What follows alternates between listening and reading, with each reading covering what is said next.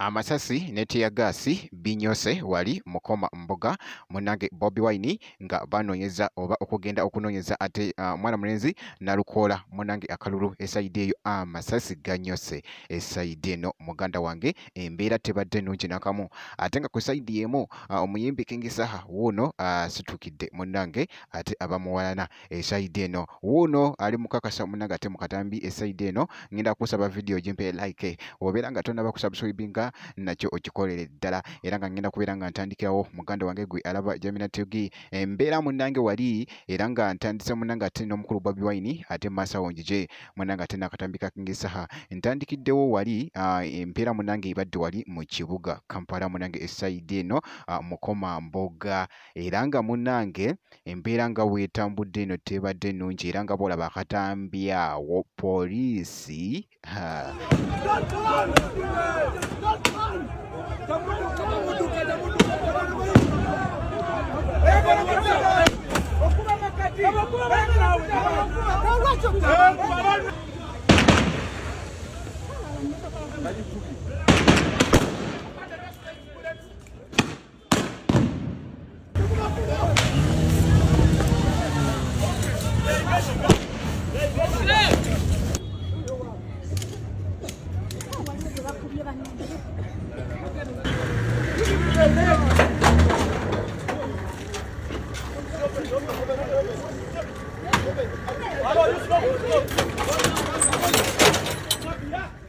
kubye munanga amasasi mu bantu esaidi eno era nga bolaba mu katambyawo embeera tebadde nnungi nakamu munange nga webiti munange ate webadde biri mu kutambula ate nga ku saidi yemu munange era finally era munange omukulu Bobi Wine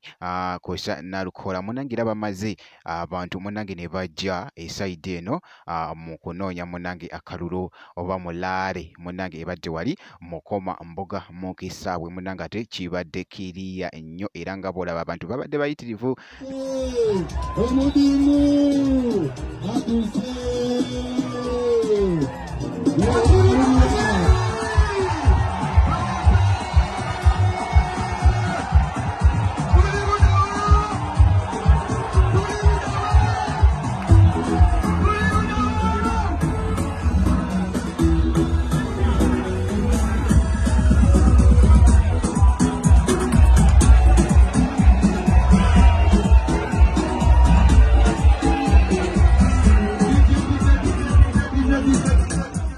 Bobi Wine era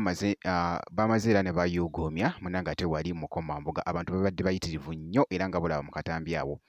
era nga ku saidi yemu ate mpozi ngeyo nga nkujjeyo kankutegezeeko nti no King Saha wuno munange avuddeyo situkidde munange ate abamuwaana esaidi eno akatambya kabadde kagetinga vailo ate wali ku mugutu munange ate ogwa TikTok bwenti bwenkoze era nga kansoke nkakuwe ate masa wonjije nze singa okuwalana mu nsi era nze ompala n'oli shuwa nti ogwengenza okuwalana ngenze kuggalawo twawugane fumu kaliko osuubira nti emyaka gye nnina wogigatako gye nnina mba mwemeka mba nkyawoomerwa kati lwaki gweyagala kulooza nti buno buti ne bwensigaddewo njooga era gino gye nnina bwengigatako gye nnina mba ngenda kufuuka zenge ali sagala nfuule zenge bagamba oyo yali w'amaanyi jagala wakiri agendera maanyi of course naye nga bwekiti munange ate wekitambudde munange ate omuyimbi munange King Saha tabadde munange ate mukakamu esaidi eno abadde munange ate mukambwemu esaidi eyo nga bolaba munange njukira nti nonkugirayo ate ebitwedinze nembikuleetera naawe nosobola munange ate okubiraba muganda wange gwe alaba Jamina TV ngenda kusaba ekintu kimu video jimpe like obeera nga tonaba kusubscribinga nakyo okikolere ddala okusharinga nakyo kikulu nnyo muganda wange gwe alaba Jamina TV ngenda kubeera nga nkomawo ate mu maaso yo katono nnyo ne video endala bwekiti